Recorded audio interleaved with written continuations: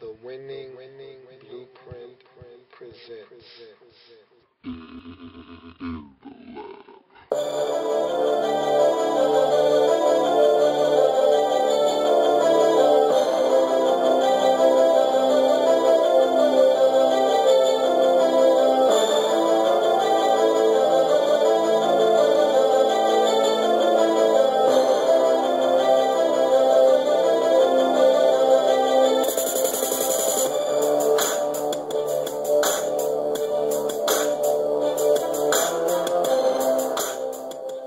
In the lab room. The weekend. The weekend that was. We're slate skating. We're slate skating. We're slate skating. We're slate skating. As we continue to go slate skating through the Week 15 slate of games, we find ourselves in Chicago, in Soldier Field, where the Green Bay Packers traveled to Chicago to take on these Bears for the division. It was on the line. Packers win this game. They clinch the division. They lose this game, and they allow the Bears to climb back into this divisional race. So this was a huge matchup with huge playoff implications for both teams. Bears not only need this game to stay relevant in the division, they need this game to stay relevant in the NFC wildcard chase as well. So a lot riding on this game for both teams. Bears came out early and they looked like they were going to establish the run with Matt Forte, and that's something that I thought was important for this offense. This first drive, Forte had 6 carries for 36 yards, and that was huge. Took them down the field. They looked like they were going to get points on this drive, get a penalty. They ended up stalling out on this drive, but I was impressed with Forte's running on this first possession, and I thought that was going to be a good sign of things to come for them in this game. I was wrong. Forte had 6 carries for 36 yards on that first possession. The rest of the game, he had 14 carries for 33 yards. So that first possession was an anomaly. He didn't do anything on the ground in this game thereafter. So they got to find a way to get Matt Forte going. But nonetheless, Packers get the football. They drive the field. They have to settle for a Mason Crosby field goal. Remember, I alluded to earlier we were going to talk about another team struggling with their field goal kicker. Well, this team is the Green Bay Packers, and Mason Crosby is that kicker. He's been struggling of late. Ever since about Week 12 against the Lions, he's been missing field goals, and he's been missing them consistently. And so he puts Mike McCarthy, their head coach, in a bind when they're in field goal range, and it's 4th and short because he has a decision to make.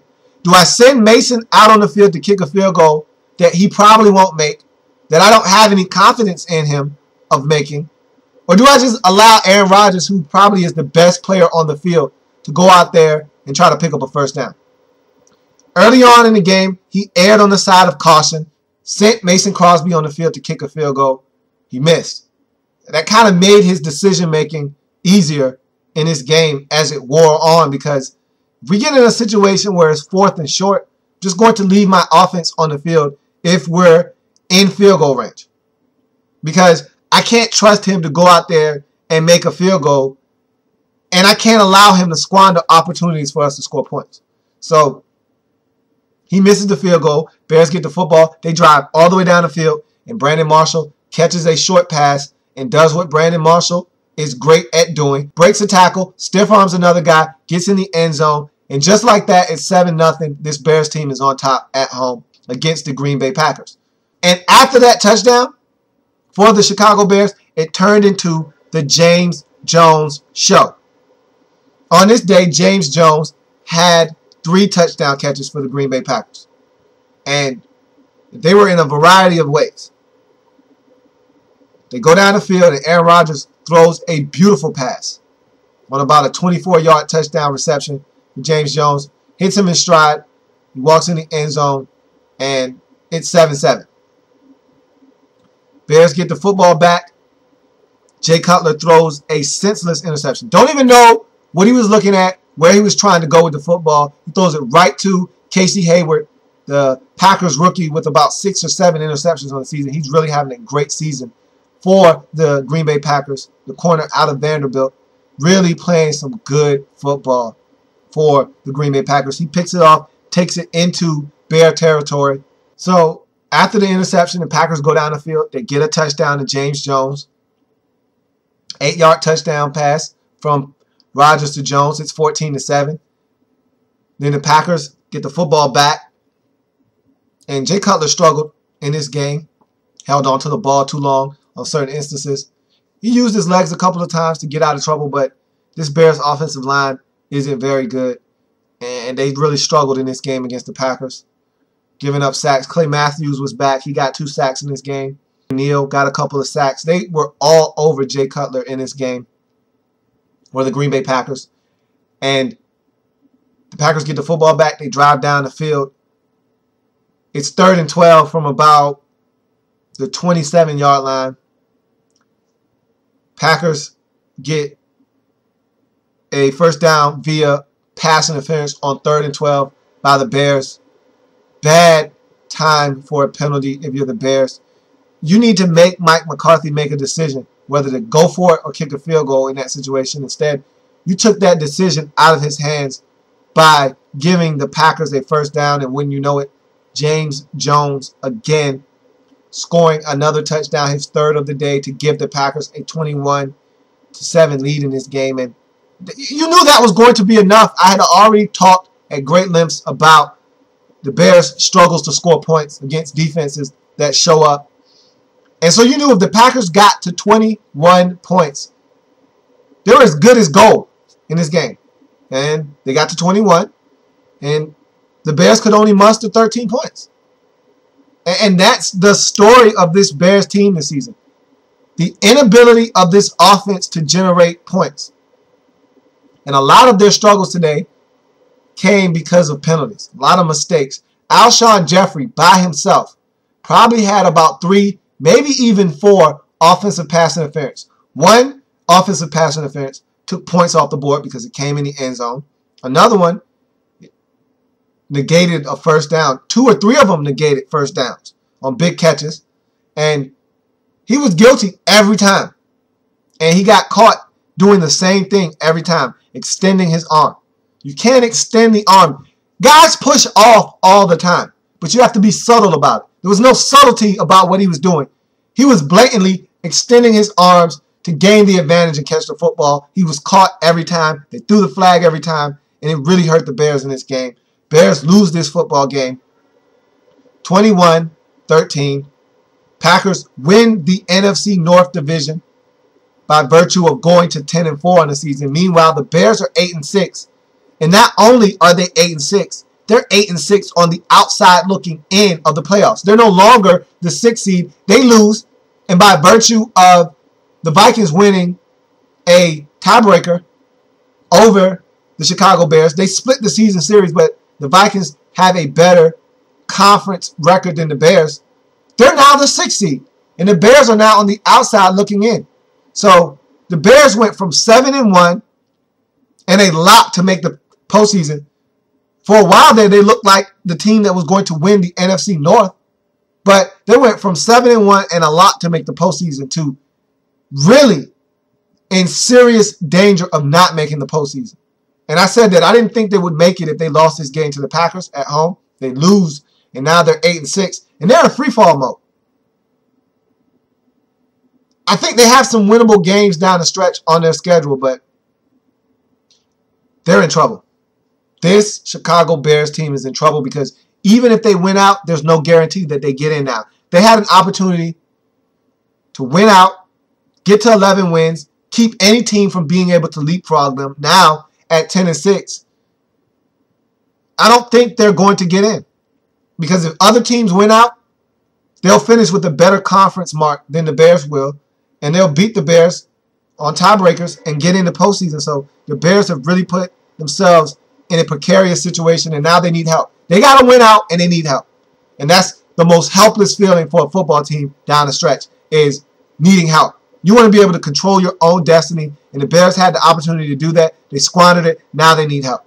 So let's quickly look at the mistakes in this game. Packers had 3 mistakes. Bears had 2 mistakes.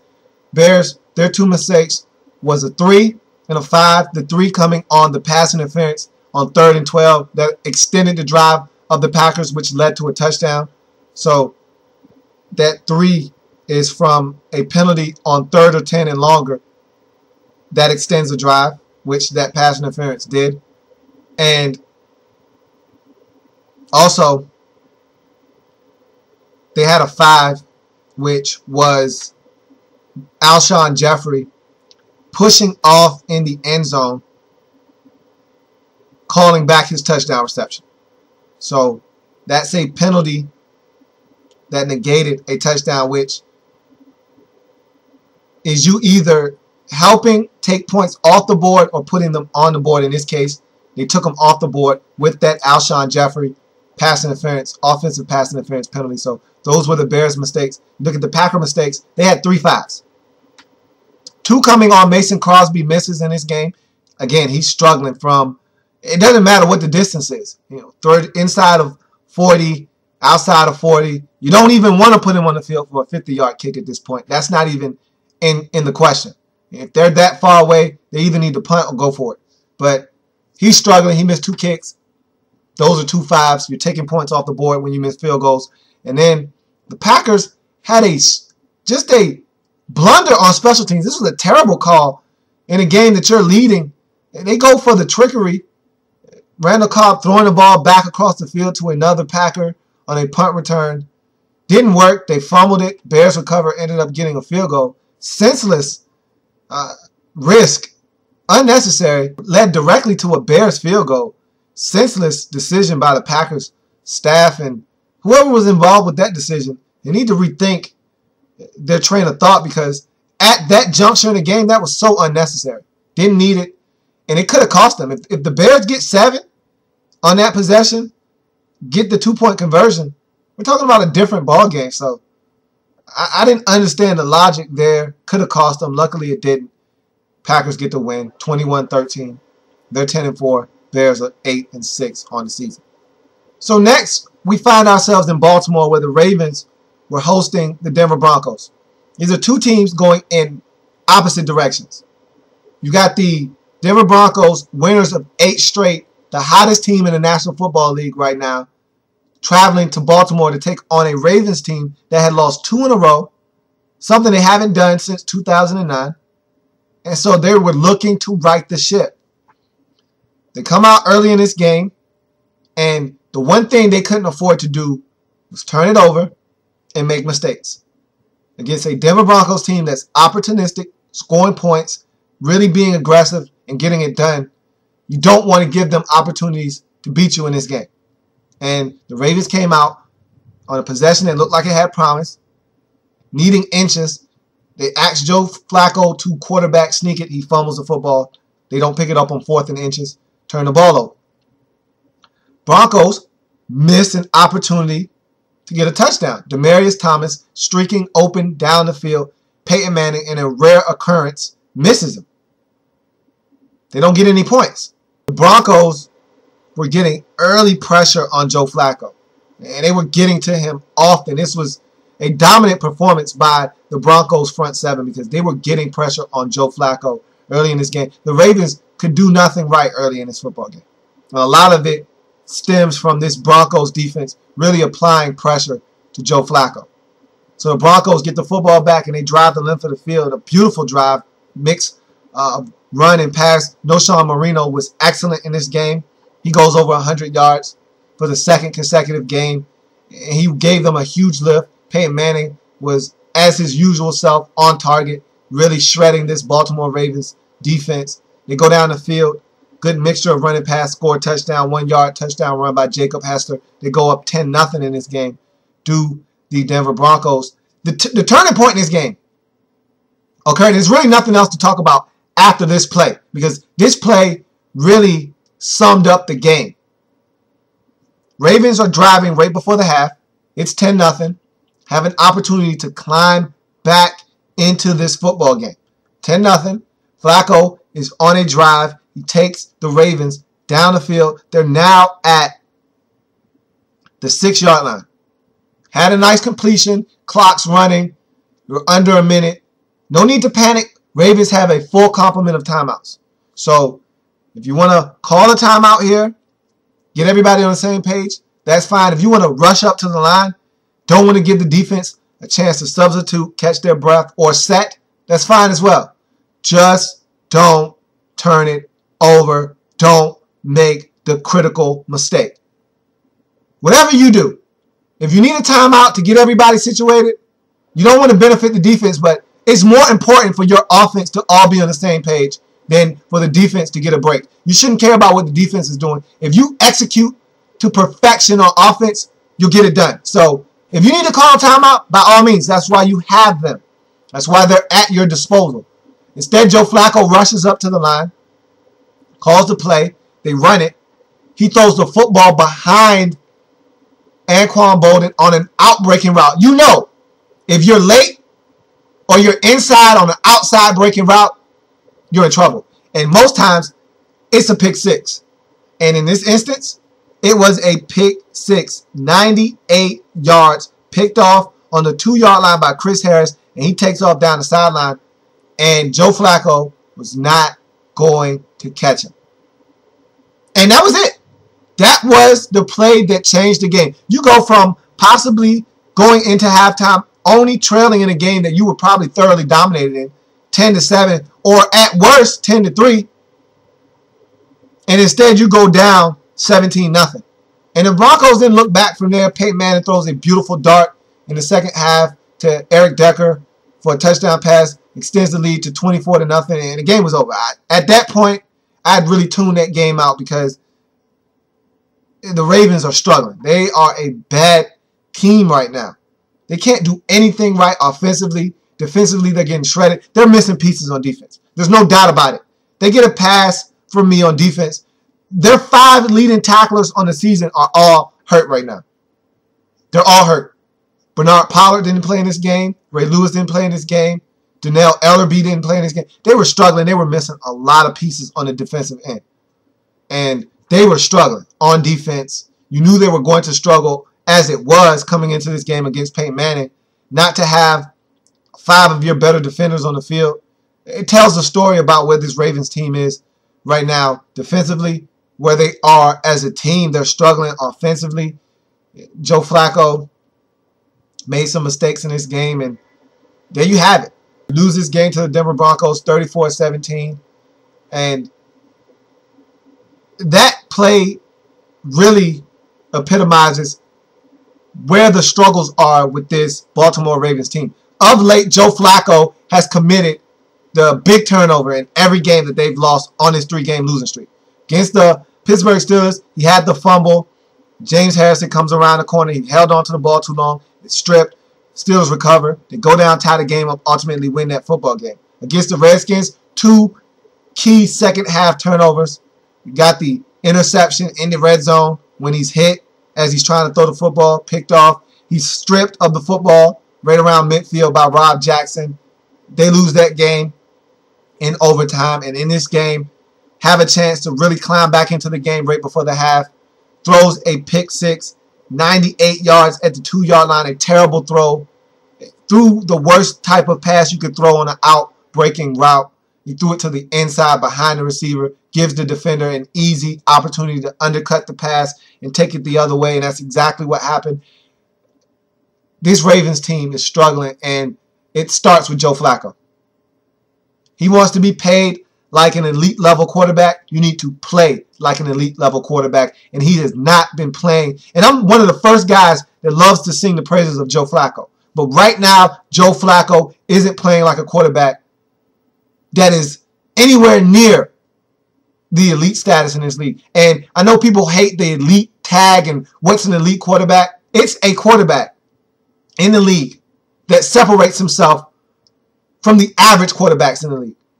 There's good quarterbacks, there's average quarterbacks, and then there's elite quarterbacks. They're the quarterbacks that you know with 2 minutes left in a game, you give them the football, you're probably going to win the football game. You have the utmost confidence in them getting the job done. What these quarterbacks do from quarters 1 through 3, you expect that from them. But what they do in crunch time is extraordinary. And that's what separates an elite quarterback from regular quarterbacks, from good quarterbacks in the National Football League for me, for my money. That's why Aaron Rodgers is one of the best. That's why Eli Manning is one of the best. That's why Peyton Manning is one of the best. That's why Tom Brady is one of the best. That's why Drew Brees is one of the best. Because, yeah, you know what they're going to do. You know what to expect from them from quarters 1 through 3. But when it's crunch time, when the game's on the line and you hand them the football, no timeouts, a minute and 47 seconds left, got to go 88 yards, need a touchdown. Oh, you feel confident that they'll be able to get it done. A minute and 2 seconds left, one timeout, got to go 73 yards. You feel confident they're going to get it done and you're going to win the football game. That's the mark of an elite quarterback. Joe Flacco has been that for the first 6 years of his career.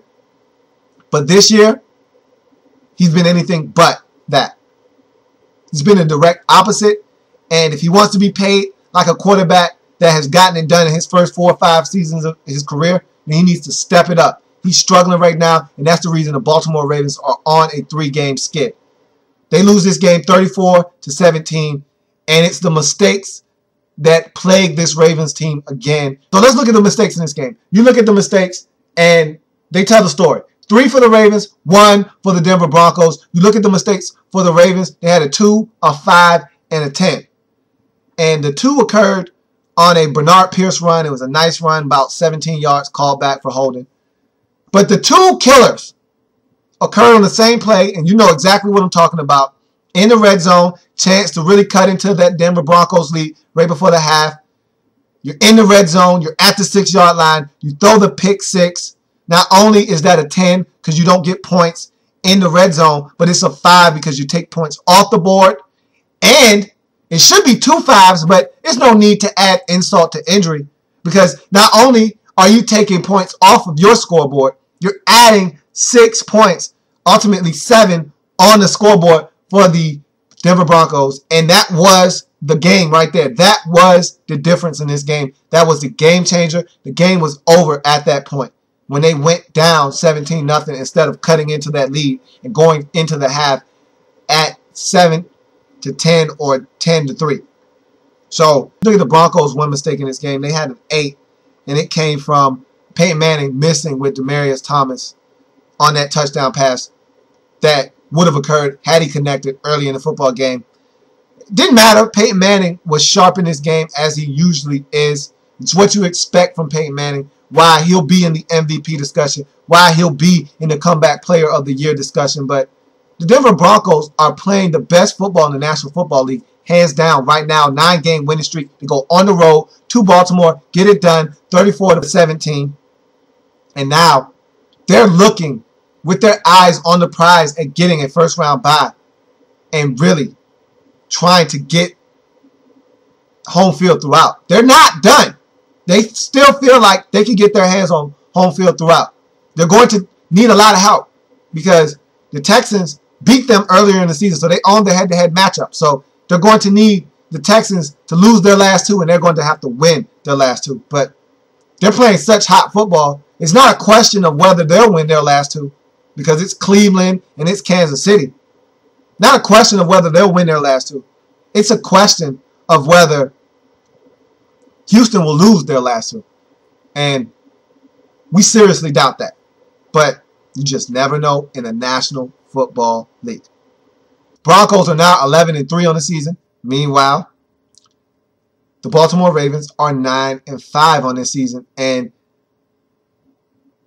they haven't locked up the division yet, but virtue of a loss later on in the program, and we'll talk about that a little bit later, they were able to clinch a playoff berth with the loss of another team. We'll talk about that here shortly. But you don't want to back your way into the postseason, which is what the Ravens are doing right now. They're in a full backpedal sprint. They're a DB right now. They're in a backpedal right now. Full backpedal mode. You don't want to back your way into the postseason. You'll take your ticket any way you can get it. You don't care if it's hot off the street. You don't care if you got it from some hustle man on the corner that sold you the ticket. You just want a ticket to the dance. They got the ticket, but you don't want your ticket to be hot. You don't want your ticket to be obtained by illegal means. You want to get your ticket the right way, and that's winning football games down the stretch. And so if you're the Ravens, you got to turn this thing up quickly because if you go into the postseason on a 5-game losing streak, who do you think you're going to beat losing 5 games in a row going into the playoffs? So you got to turn this thing up, and you got to turn it up quick if you're the Baltimore Ravens. Next up was a game that had absolutely no playoff implications whatsoever. The Carolina Panthers were traveling on the road to take on the San Diego Chargers. And this game went a lot like how the games have been going all season long for the San Diego Chargers. It's games like these that remind you quickly that the San Diego Chargers team, they're not a good team. They're not a good franchise, are the San Diego Chargers. They just don't get it. And it's games like these that reinforce that.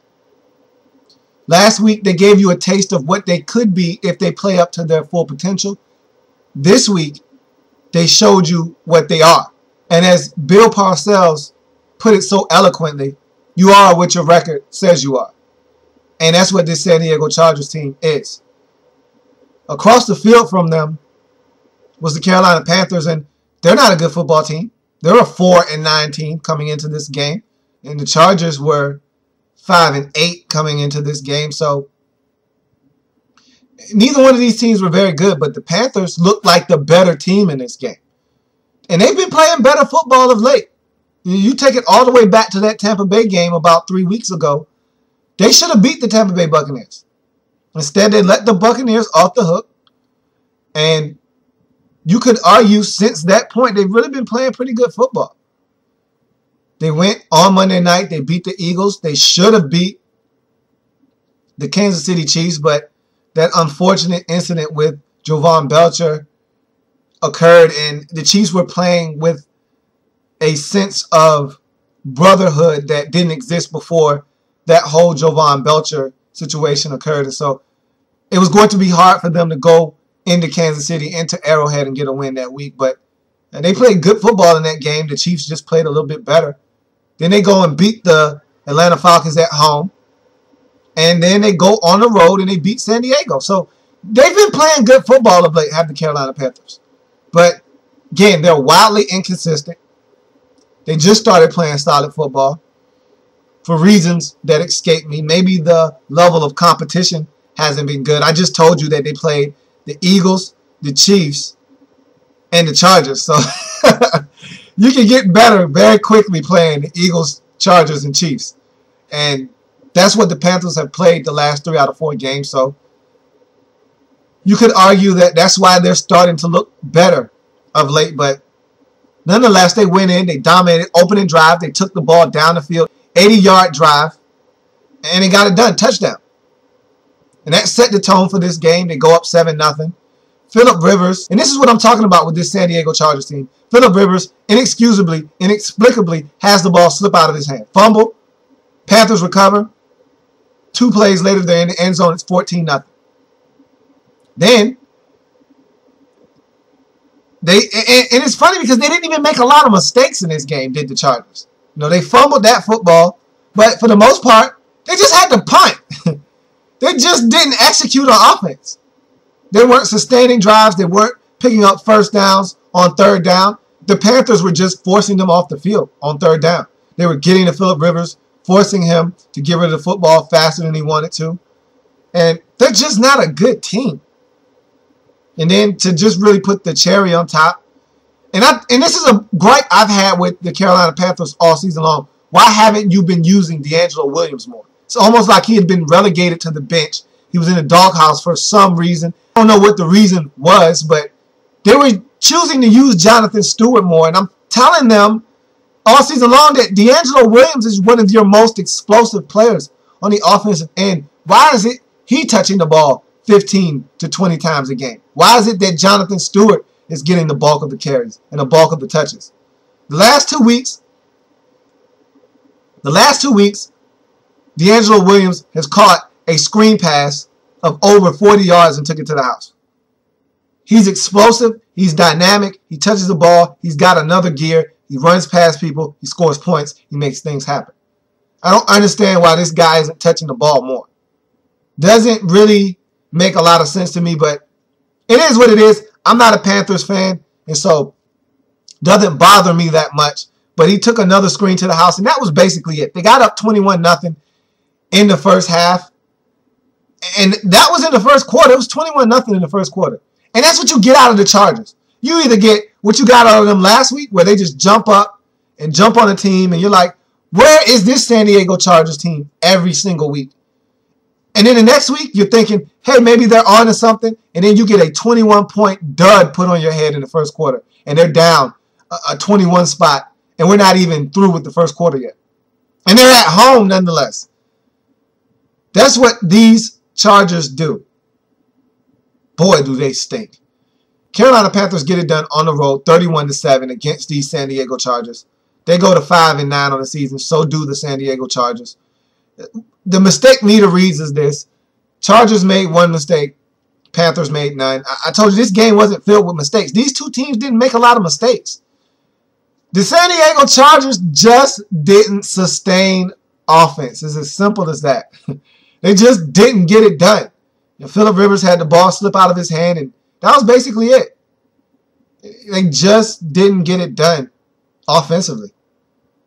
And this team looks like a shell of itself. Remember when the Chargers annually were one of the most talented teams in the National Football League? Man, they are a far cry from that right now. But don't worry, wholesale changes will be made in the offseason. This will look like a whole different ball club come next year. There'll be no more North Turner. There'll be no more A.J. Smith. And this will be a whole new operation. And that is for the best. Because this San Diego Chargers team needs a makeover in the worst way. Top to bottom, all the way down. And I don't think anyone should be safe, including Phillip Rivers, because I think he's a shell of himself as well. So no one needs to be safe. I don't think they need to get rid of Phillip Rivers. I don't think they need to bench him or anything like that, because you don't just find quarterbacks on the street that can come in and play. Ask the Arizona Cardinals. Ask the New York Jets. You don't just find quarterbacks anywhere, plug them in, and think you're going to win games. You actually need a quarterback that can get it done. I think Phillip Rivers can still get it done, but his best days, and it's a shame I'm saying this because Phillip Rivers isn't even that old, but his best days are behind him. I find it hard to believe that Phillip Rivers will ever, again, meet the level of play that he had when he had Vincent Jackson, LaDainian Tomlinson, Darren Sproles, and Malcolm Floyd, and Antonio Gates in his prime all at the same time. He'll never reach those heights again. Those days are gone, and they are not coming back. Mark my words on that. So, you look at the next matchup. The Seattle Seahawks traveled to Canada to take on the Buffalo Bills.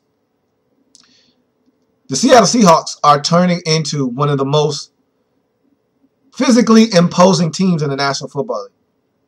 They get after you defensively. They pound you into the ground with their running game with Marshawn Lynch. And all of a sudden now, they want to add a little wrinkle to the mix with the read option with Russell Wilson. And all of a sudden, he's taking off and running for touchdowns himself now. He went from, in 13 previous games in this season, not having one rushing touchdown to having 3 in one game versus this Buffalo Bills team. I mean, he was dominant in this game on the ground. Not to mention he sprinkled in, a nice passing performance in his game. He did it all. And the Buffalo Bills, another franchise like the San Diego Chargers that's wildly inconsistent, that needs change. Not saying that Chan has to go like North Turner needs to go. Not saying that. But they need change. They need a new quarterback. I think C.J. Spiller needs to be your starting tailback from here on out. Fred Jackson is back. That's cool. He needs to be a complimentary back to C.J. Spiller. He's the most dynamic thing you have on that team. The most dynamic player you've had on this team since Thurman Thomas. You need to play C.J. Spiller as much as possible. You need to get C.J. Spiller the ball as much as possible. This defense, man, I'll tell you what. Everything that the Seahawks got in this game came way too easy. I mean, Russell Wilson came into this game with 0 rushing touchdowns on the season. Really didn't have to run, really didn't need to run. And even when he did, it wasn't as easy as it came in this football game. I'll give you an example. They were running the read option to perfection in this game. He was sticking it in the belly of Marshawn Lynch, pulling it out, and taking off.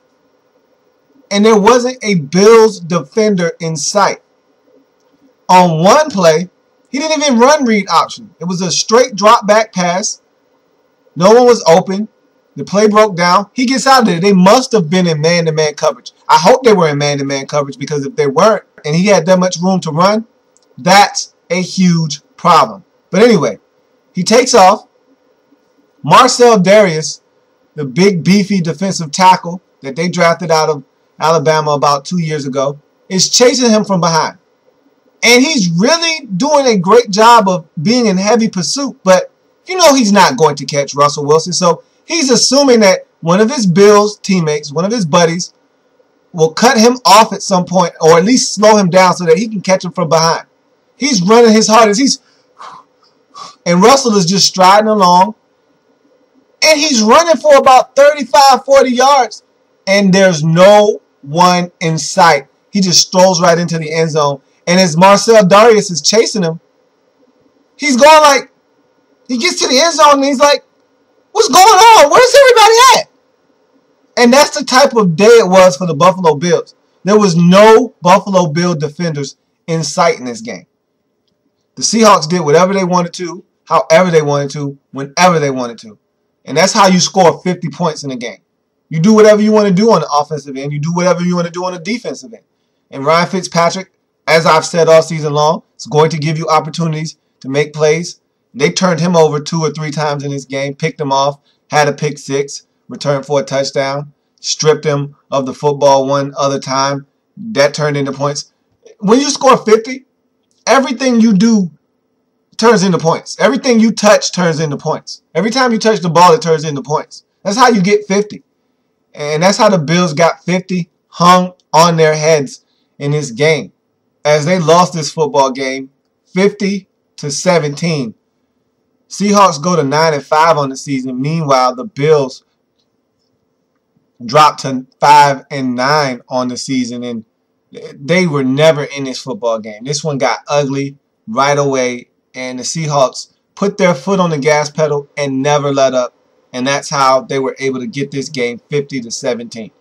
So let's look at the mistakes quickly, and as you look at the mistakes, it's simple. Bills had 3, Seahawks had none.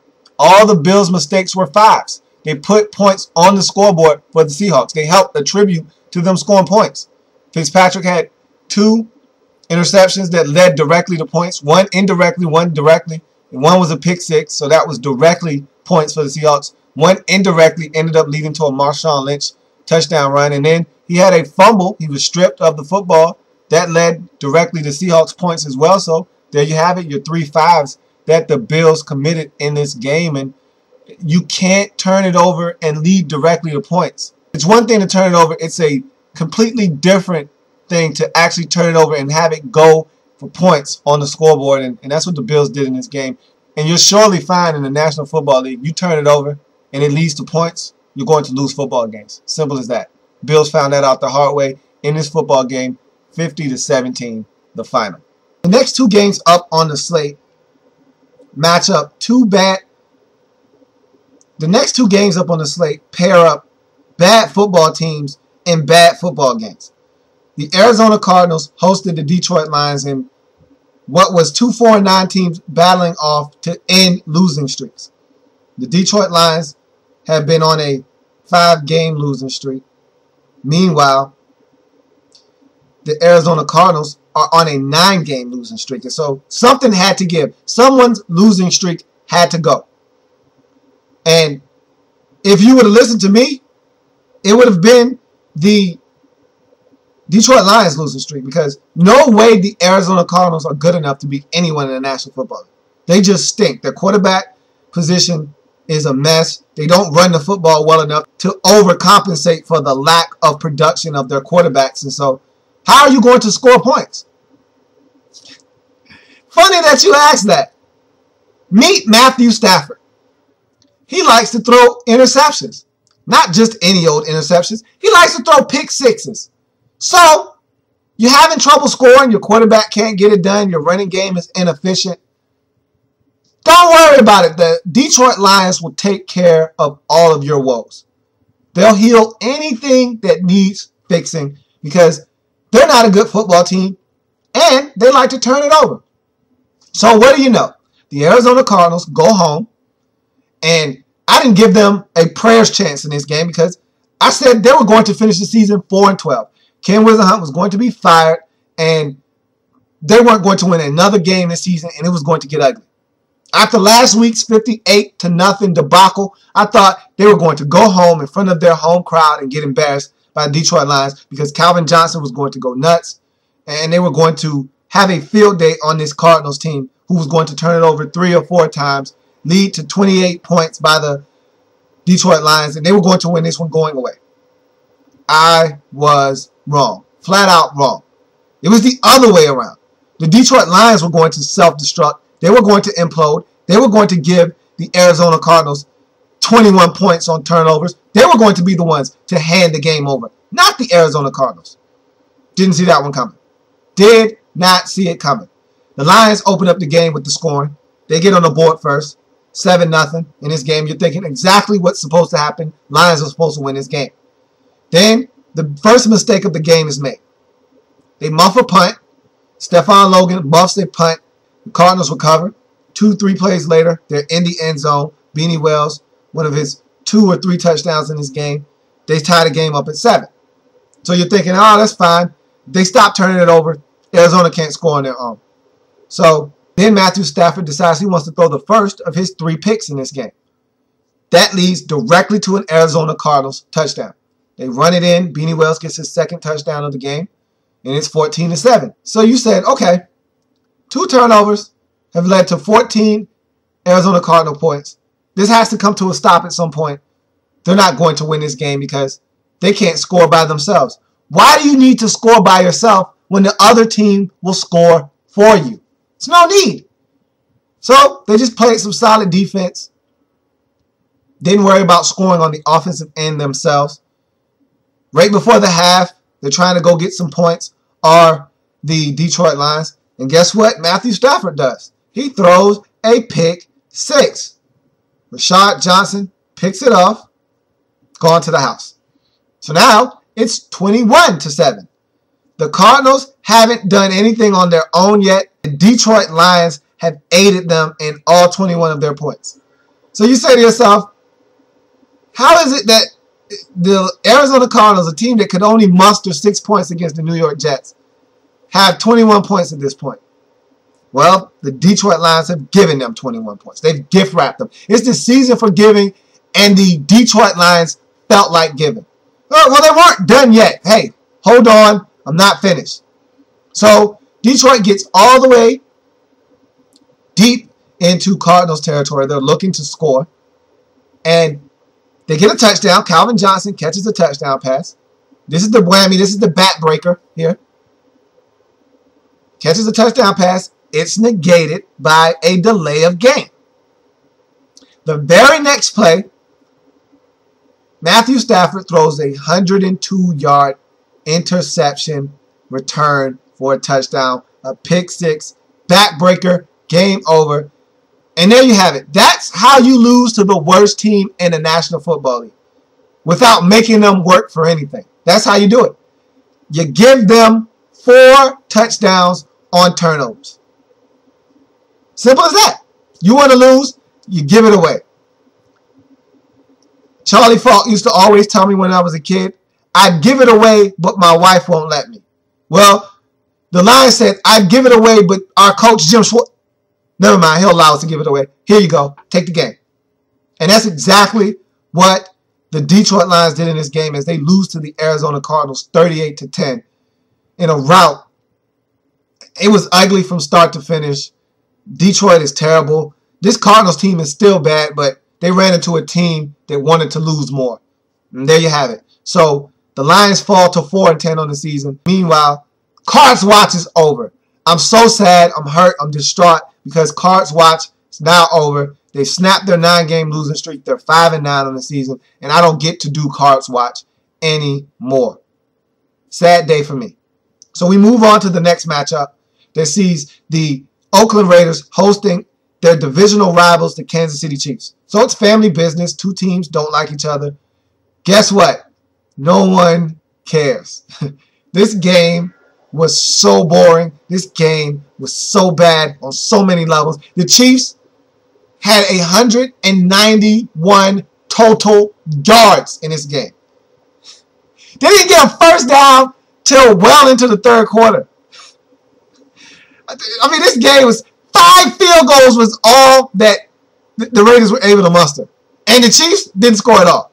So that gives you an indication as to how bad this game. I'm not going to go into mistakes in this game. I didn't go into mistakes in the last game because those games were so bad. I should have told you about the Detroit Lions mistakes, but I don't feel like wasting any more time on these 2 particular games. Raiders got it done. Darren McFadden showed up in this game, 30 carries, 110 yards. He finally broke the century mark. Hey, there was a Terrell Pryor sighting. He was in the game for 4 whole plays. He looked really good handing the football off. What a joke. The Raiders get it done 15-0 over the Kansas City Chiefs. I don't really even know what to say anymore about Kansas City. I was in the corner of Romeo Crennel before. Maybe he does need to be fired. This team is terrible. They look like they lack direction. They don't know what's going on. I don't know. Raiders get it done. 5 Sebastian Janikowski field goals. They win 15-0. Yay for the Raiders. They stopped their 6-7 game losing streak. They're now 4-10 on the season. And the Kansas City Chiefs are 2-12. The AFC West stinks. The Chargers are terrible. The Raiders are terrible. The Chiefs are horrendous. That division stinks. You know who's good? The Denver Broncos are good. Doesn't it feel good to be the Denver Broncos playing in that lackluster division? How easy must it be to just sweep the division and win 10 games? You get 6 wins just playing in that division. Wow, that division is putrid. Except for the Denver Broncos. Good for you, Denver. Good for you. So we move on to the next game on the slate, and it's the Pittsburgh Steelers traveling to Dallas to take on the Cowboys. We're back to meaningful football, and this was the best game of the day. I take that back. Sunday Night Football was really good. So I'll save that teaser for last, but this was a really good game. This was the second best. If Sunday night was 1A, this was 1B in terms of the best games of the day. So this was a matchup between 2 solid ball clubs, 2 fringe playoff teams looking to make it to the postseason. They needed this game. I had said on the Friday show, on the preview for this game, that you need to win this game. The Steelers could afford to lose this game, but you don't want to lose this game. You don't want to moonwalk your way into the postseason. You don't want to get in the postseason by default. You want to earn your way in. You want to make your spot known that, hey, look, I earned this. I'm a dangerous team come postseason time. You don't want to back your way into anything. And losing this game would be the first step into backing into the postseason. Because the Steelers could lose this game, beat the Bengals next week, and beat the Browns. Get in still, but you beat the Bengals and the Browns. How about beating the Cowboys, Bengals, and Browns and get in? How about doing that? But the same could be said for the Cowboys. Unlike the Steelers, the Cowboys don't have margin for error. They don't have the ability to say, hey, we can lose this one, but still beat such and such and get in. They could lose this game and still get into the postseason, but there's so many other teams vying for spots that you can't just focus in on one team. The Steelers, all they have to focus in on is the Cincinnati Bengals. That's the team that's going to stop us from getting to the postseason, most likely. In Dallas's case, there's Chicago, there's New York, there's Minnesota. There's plenty of teams that want that last playoff spot. And in the case of the division, there's them, there's Washington, and then there's New York. So there are other teams vying for the same spots that they're looking for. In Pittsburgh's case, it's just them, the Jets, and the Cincinnati Bengals. And really, the Jets are the dark horse. They're coming off the pace. In order for them to make it, Pittsburgh and Cincinnati will both have to implode and fall apart down the stretch. Both would have to finish the season 8-8 for the Jets to get in. So a lot would have to happen for them to get in. So it's really a 2-man race in the AFC for the last playoff spot. But the Steelers need to win this game. Whoever left this game 7-7, I was saying that they didn't need to go, and I didn't think they were going to make it. So this is a big matchup between these two teams. I said each one of these teams had a lackluster showing a week ago. Cowboys were able to get it done. Steelers were not. And I said neither one of them could afford to come into this game, start the way they did the previous game. Well, Dallas said, we're not going to do that. We're going to come out. We're going to start fast. We're going to try to come out and assert ourselves as the better team in this football game.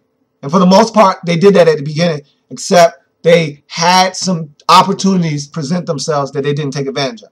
First possession, Ben Roethlisberger has a ball tipped. Anthony Spencer gets it in both of his hands, drops the football. That's an interception, and if you get that, that could set the tone for the football game. Instead, you drop it, they punt, and the rest is history. So the Cowboys go down on their first possession, and they get 3. It's an impressive drive, but they only get 3 out of it. Nonetheless, they get something to show for their drive. So they get the football back because the Steelers started off slow, and I said they couldn't do that, and they did it anyway. They started this game off slow. Roethlisberger struggled early. The running game struggled to get off the ground, and Mike Wallace had a chance to make a catch. He bobbles it. It's challenged, overturned. He didn't catch it. It was a good call. Cowboys win the challenge. Steelers have to punt. They kick a 26-yard punt. Dallas gets the football. They drive down the field, get in the scoring position, and I thought this was going to be a game changer. I thought this was going to change the game. DeMarco Murray had been having a solid game up until this point, really running hard, breaking tackles, and really being a thorn in the side of the Steelers early in this football game. He's looking to break more tackles and make something happen. They're at the 10-yard line. He's in a pile. He breaks out of the pile. He's about to get back to the outside. James Harrison comes from behind, smacks the ball out of his hand. He fumbles, recovered by the Steelers. That's a no-no. That's a double whammy. You're in the red zone, so not only did you not score in the red zone, but you took points off the scoreboard. Can't turn it over in the red zone. So Steelers are able to get that stop. They don't do anything on offense, but they stop the Cowboys from scoring, punt the football, flip the field position. So the Cowboys just take that ball back, and they go right back down the field where they were, and this time they score. Jason Witten catches the touchdown pass. They go up 10-0. They're looking like a team that wants to dominate this football game.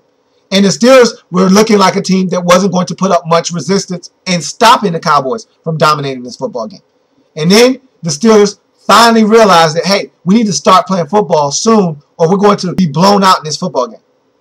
So they scored the final 10 points of the first half, tied up at 10, going into the half.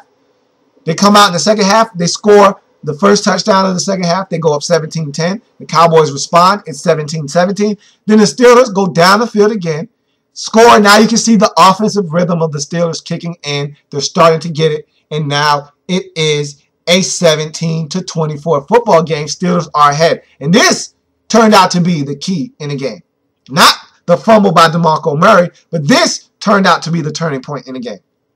Steelers ahead, 24-17. They got the lead. They got firm control of this game. Offensively, they're rolling now. The Cowboys can't stop them on offense.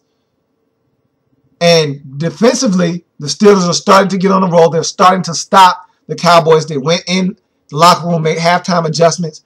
The Cowboys weren't moving the football as effectively as they were in the first half. And so the Steelers force a punt. They're already up a touchdown. They get the football back. And Antonio Brown fields the punt, and he gets a great return. He's off to the races. He's right around midfield, and he's stripped. He fumbles the football. The Cowboys recover. They take that recovery, and Romo deposits it for a touchdown. It's tied at 24 again. And just like that, the momentum that the Pittsburgh Steelers had built in the second half was all gone. They had an opportunity to win it in regulation. They had good field position. They squandered it. They didn't do anything. They even got a roughing the passer on Ben Roethlisberger. Everything was pointing towards them winning this game in regulation. All signs pointed to the Steelers going down and getting in position for a Sean Sweezum field goal and allowing Sean Sweezum to win this football game in regulation. Instead, they implode, penalties, sacks, what have you. They have to punt the football to the Cowboys. This game goes to overtime. Steelers win the toss. And with these new overtime rules, if you win a toss, your best bet is to score a touchdown and not let the other team touch the football. And the Steelers got the ball first, so they had first crack at it. Roethlisberger throws an interception. And see, this is what I'm talking about. I was expecting Tony Romo and the Dallas Cowboys to be the team that implodes when the pressure is its greatest. Not the Pittsburgh Steelers, not Ben Roethlisberger. I said on Friday that I didn't trust the Cowboys because I didn't trust Tony Romo, because when the game was in its latter stages, when the Cowboys could least afford a turnover, in the most inopportune time, Tony Romo was going to give the football away. I said that the Steelers knew who they were, they had an identity, and they were going to win this game down the stretch. Well, it was reversed. The Cowboys knew who they were. The Cowboys didn't make the big mistake.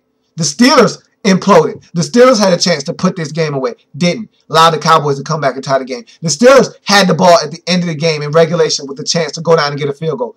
Got sacked a couple of times, had to punt with good field position. The Steelers won the toss, had a chance to go down and strike first blood in overtime or win it right out in overtime. Instead, he throws what virtually amounts to a pick six because Brandon Carr picked it off, ran it all the way down to the 1 yard line, set up Dan Bailey for the game-winning score. So it was the Steelers and Ben Roethlisberger who made the critical error, not the Dallas Cowboys, which was surprising to me because the Steelers aren't who we thought they were. They're just not. They're not the team we've come accustomed to. Who are these guys?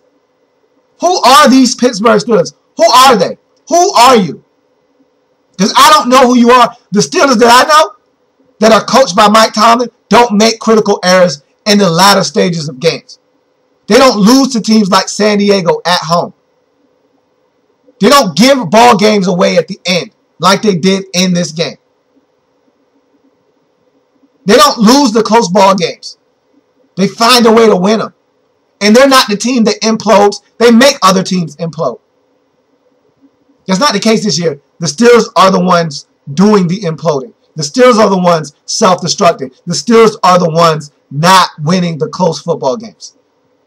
The Steelers are the ones losing to the Tennessee Titans, Oakland Raiders, Cleveland Browns, and San Diego Chargers. Who are these guys? I don't know. All I know is they weren't able to get it done. The Dallas Cowboys got a huge come-from-behind victory at home versus these Pittsburgh Steelers. They go to 8-6 on the season. They have a shot now, three-way tie in the NFC East. They're right there in the driver's seat. They control their own destiny. You win out, you're going to the postseason. Meanwhile, the Pittsburgh Steelers, they still control their own destiny. But now, they got to win. See, they had a small window, a small margin for error. If they win this game, lose next week, and then the Ravens take care of Cincinnati the week thereafter, they still would have got in. Now, that's not a possibility for them. Even if they win next week, they got to win. They got to win out. They can't lose any more games. Now, they just got to win. A loss, anywhere down the stretch, they're out. They're done. They're finished. So, there's no margin of error now. They got to win 9 games. They can't win 8 games and go to the postseason this year. It's not going to cut it. The Steelers want to go to the postseason this year, got to win 9 games. They should have been winning 10. Now they only can win 9. That's the most they can win. Now they got to take care of business. Terrible loss by the Pittsburgh Steelers. Good win for the Dallas Cowboys. As they go to 8-6, Steelers drop to 7-7. Let's check the mistakes in this game, and you'll see that each team had 3 mistakes. But you take a deeper look at these mistakes, and you'll find that the Steelers' mistakes were much more costly than the Cowboys' mistake. It didn't look like it on the outset, but as the game wore on, you can see whose mistakes were going to cost their team more. Look at the Cowboys' mistakes. A 1, a 10, and a 5. The 1 came on the first possession when Anthony Spencer did not catch that interception. Had a chance to have a change of possession occur. He dropped the interception. That's a 1. The 10 and the 5 came on the same play. That was the DeMarco Murray fumble. That's a double whammy. You're in the red zone, which means you need to get points. They didn't. And you took points off the scoreboard. You're at the 10-yard line. Dan Bailey is going to make that field goal. Worst case scenario, Tony Romo might have got you in the end zone. So that's a double whammy for the Cowboys. You look at the Steelers' 3 mistakes. A 7, a 9, and a 5. The 7 was the 26-yard punt that led to the touchdown drive by the Cowboys to take the 10-0 lead. So that was huge in the game. The 9 was Antonio Brown, who didn't have a smart game. He had the fumbled punt. Then he allowed that fumble punt to cloud his judgment on what should have been a fair catch later in this game. He didn't fair catch it. Turns out he ended up costing his team about 20, maybe 30 yards of field position. And then he ran out of bounds. Late in this game, when the Steelers needed to run clock to ensure that the Cowboys used their timeouts, he ran out of bounds on his own, stopping the clock for the Cowboys and allowing them to save one of their timeouts. It didn't come back to haunt them, but in a game like this, you can't afford to have blunders like that. Antonio Brown was not in the game mentally. And then they had a 5. And the 5 was the Ben Roethlisberger pick in overtime that gave the Cowboys the win. So those Steeler mistakes were huge. They were costly, and they cost them this game. And I said in the program on Friday, the team with the least amount of mistakes was going to win this game. Well, the Cowboys had 1 turnover. The Steelers had 2. That was the difference in the game. Steelers turned it over twice. The 2 biggest turnovers in the game were committed by the Steelers. Cowboys had 1 turnover. They were able to overcome that. Cowboys get the win. So we go to the Sunday night game, and it was a doozy. It was a wonderful game. It didn't look like it from, I'd say, the first 3 quarters.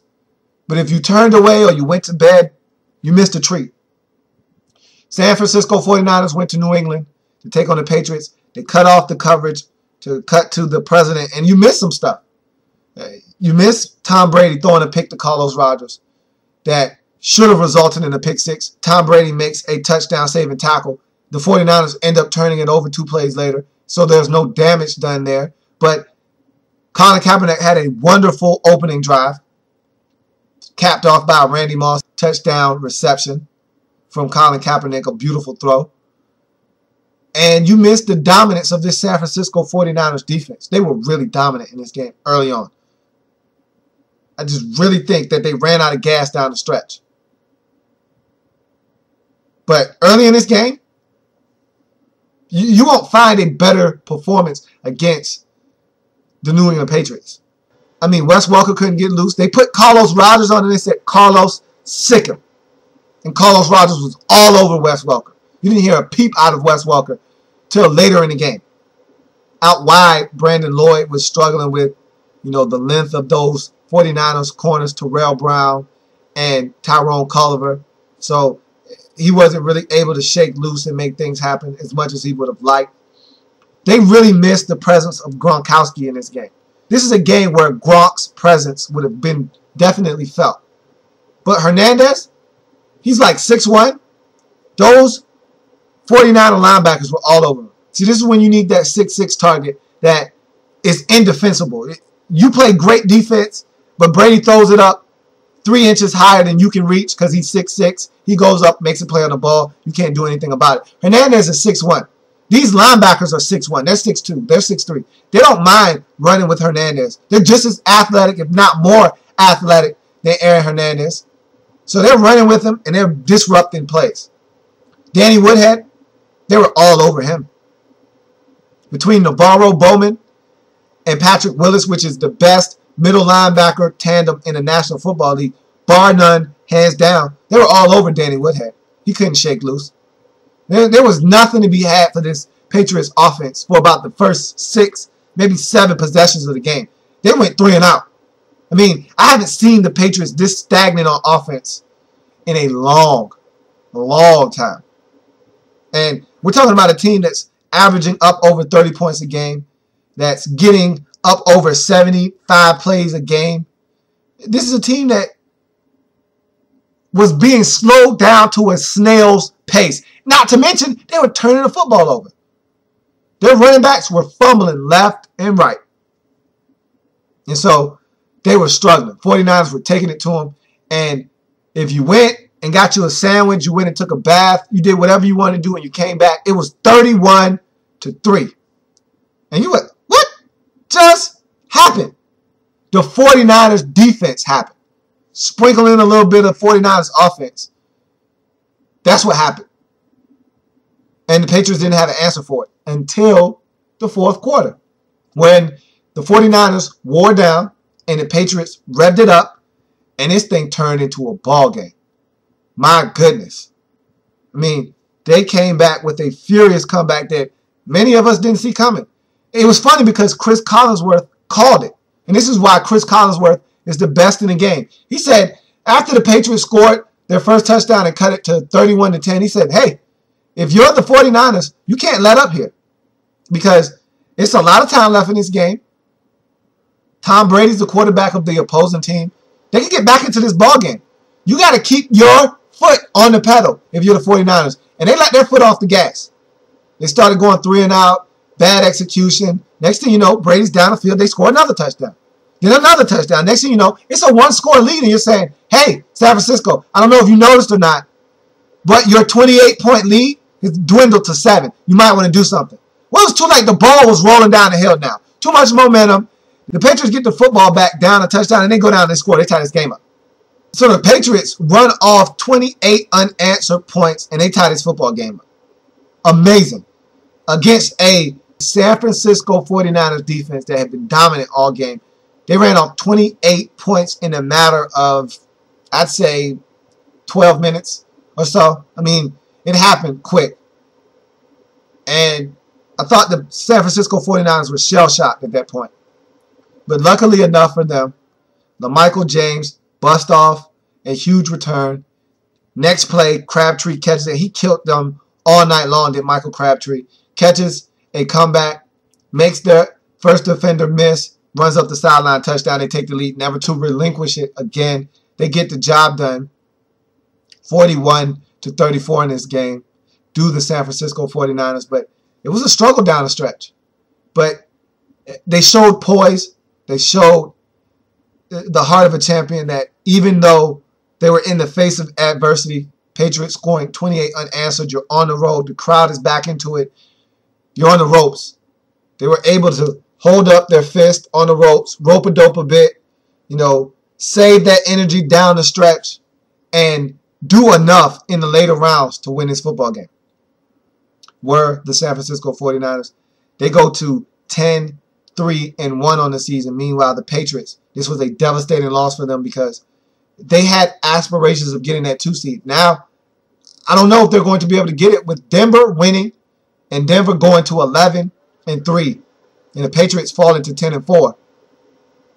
And Denver, their 2 remaining games being Cleveland and Kansas City at home. I don't see Denver losing. And so I can't see the Patriots getting a first-round bye now. That bye went bye-bye when they lost this game. Big win for San Francisco.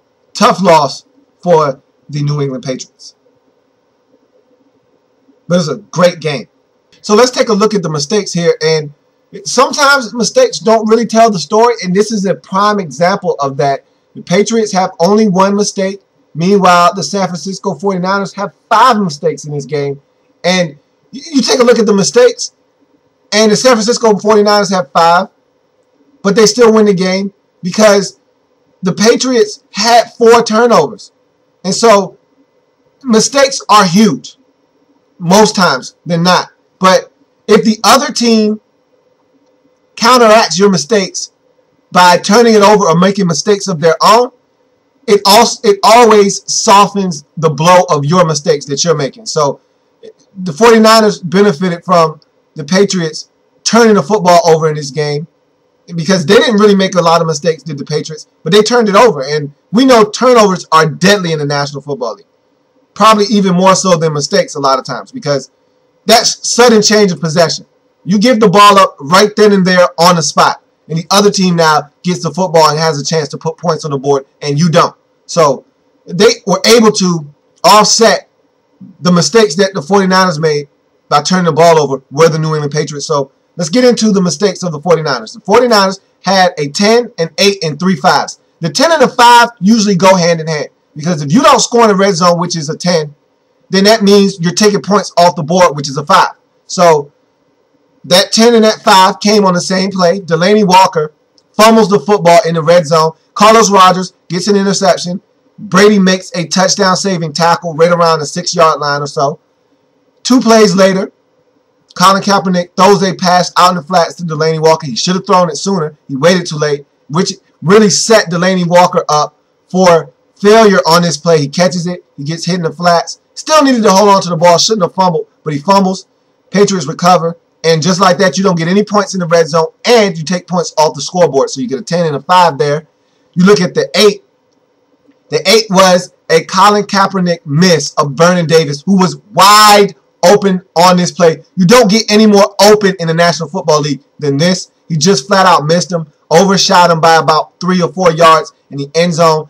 He was wide open. This was going to be about a 40-yard touchdown strike. There was not a Patriot in sight. You got to hit this one if you're Colin Kaepernick. Luckily enough for you, the defense played a really good game, and you were able to overcome this mistake. You got to put points on the board when these opportunities present themselves. He missed this one. That's one that I know he wishes he had back in his football game. That's your 8. You look at David Akers. He's been struggling of late. He's another one of these field goal kickers, like Mason Crosby in Green Bay, like Lawrence Tynes in New York, that are missing kicks that they normally don't miss. David Akers was great last year. He was historically great last year. He was the best field goal kicker by far in the National Football League a season ago. This year, he's missing field goals that he normally doesn't miss. And so now Jim Harbaugh is in a bind. He's in a precarious situation because if it's 4th and 3 from the 27, that's normally a David Akers 44-yard field goal attempt that he knocks through the uprights, and they move on, they get the 3 points, and they continue on in that football game. Now, he has a decision to make. Do I go for it, or do I send David Akers on the field? Now, all of a sudden, he's sending the offense on the field on 4th and 3 from the 27 because he doesn't trust David Akers as much as he used to because Akers isn't making kicks, and he continued his struggles. In this game, he missed a field goal, so that's a 5 taking points off of the scoreboard. And then they had another 5, did the San Francisco 49ers, because they helped put points on the board for the Patriots with a pass interference penalty that was near the end zone. I think it ended up being around the 3 or the 4-yard line. A play or two later, Brady was in the end zone, and they helped the Patriots put 7 on the scoreboard at a time when the Patriots were making a furious comeback. And so that helped put points on the board for the New England Patriots, and so you get a 5 for helping the opponent put points on the scoreboard. So those were the mistakes, but they were offset again by Patriot turnovers. And the Patriots had one mistake. That was the Brady interception that was returned to about the 6-yard line. Should have resulted in points, but it didn't, luckily enough, for the New England Patriots. They got a turnover. They forced a turnover of Delaney Walker and were able to keep points from being scored on the scoreboard. So that's what happened in this game. Patriots weren't able to take advantage of the mistakes that the 49ers made and make that comeback all the way and win this football game. It was a valiant effort by the Patriots. And if nothing else, the Patriots feel like we can beat this team. We gave them this game. We allowed them to take this game away from us by making those errors in fumbling the football, throwing interceptions, and giving them every opportunity to beat us. If we would have played the way we played in the 4th quarter, we would have beat this team. That's what the Patriots walk away from this game saying. But the 49ers don't care. They said we went into a hostile environment like Foxborough, got the win. We're a good football team. And I said that's what was going to be taken away from this game. Both teams were going to leave this game feeling confident that we just played a good team and we should have won. And that's what happened. 49ers get the win. They're now 10-3-1 on the season. And really, that game cemented them winning the NFC West. A big win for the 49ers because now, even if they lose next week to Seattle, they're going to win in Week 17 against Arizona. I guarantee it at home. So they're going to win in Week 17. They're going to win this division in the NFC West. Meanwhile, the Patriots, this one stings because you will probably be in the driver's seat for the number 2 seed in the AFC. Now this loss puts you at 4 losses at 10-4. And the Denver Broncos aren't losing anymore this season. They're at home for the final 2 games against Cleveland and Kansas City. They're not losing either one of those games. They're not going to lose 4 games on the season. And so by virtue of them having only 3 losses come the end of the season, they'll be the number 2 seed. Even though you beat them head-to-head, they're going to finish with a better mark than you. And now you have to play in Wild Card Weekend as the number 3 seed because you weren't able to get it done at home against these 49ers. So that's a loss that will sting. But if you're the Patriots, nothing to hold your head down about. You're going to get a home playoff game. Take advantage of it. Win. Move on. Do what you need to do to put yourself in a position to try to win as many games in the postseason as you can. So that's a touchdown. Go ahead and throw it up. I'm going to tackle this quick extra point. So I went 10-5 over the weekend. Not great, but not bad either. I could have done a lot better. I felt like I let some games go by the wayside that I could have made a better pick on. Some teams let me down, but The only game that I regret is the Carolina game. I picked the San Diego Chargers. What's the number one rule, everybody? I didn't follow my own rule, and so I needed to pay for that. That was stupid on my part. I don't care that they were home. They're the San Diego Chargers for a reason. And I didn't follow my own rule, and that's the only one that really stunk. The Steelers and the Cowboys game, that could have went either way. Cowboys got it done. Steelers made the mistakes down the stretch. So I don't feel bad about that one as much as I do the Carolina-San Diego game. I went against my own rule. And when you don't follow your own principles, you got to pay. I deserve to lose that game. I deserve to lose that football game. And you also look at the Baltimore game. And Joe Flacco doesn't make that costly interception, that pick six that changes that game. Who knows what happens in that football game, but you don't go against a scalding hot Denver Broncos team on the road against a Baltimore Ravens team that's trying to find themselves. They're struggling right now. They're pointing fingers. They don't know what's going on. They don't have an identity. They just fired their offensive coordinator. That's another mistake that I made. But look, you live and you learn. And I'm 10-5. I'm not complaining. I still got double-digit wins. Have a chance to get it done tonight on Monday Night Football. Go to 11-5. Speaking of Monday night, this game on tonight will be bittersweet for me. Fun, but hard to watch at the same time. Because it's two bad teams. Let's not misconstrue the situation. It's two bad teams playing on Monday Night Football tonight. The Jets, who are threatening to infiltrate our playoffs, our postseason, and try to get in as a 6 seed, which won't happen because they're going to lose tonight, taking on a bad Tennessee Titans team. And I told you that I really don't like either one of these quarterbacks. So tonight is going to be a chance for these two quarterbacks to showcase exactly why I don't think that they're good quarterbacks. You're going to see some bad quarterback play tonight. It's going to be horrendous. And the one thing that is going to be my saving grace tonight, the reason why this is going to be worth watching is because Mark Sanchez is going to throw up all over himself. I'm not a guy that really likes to jump on people, and I'm not a hater. I'll just come out and say it. I'll be blunt. I'm not a hater. I'm not a guy that's going to just hate on your team, hate on a certain player just because I don't like him. I don't have the middle school girl syndrome where I just don't like him because he thinks he's all that. Or I don't like him because he's arrogant. That's not me. If you make it to the National Football League, there's a sense of arrogance and confidence that you have about yourself that allowed you to get to this point. So I don't care anything about that.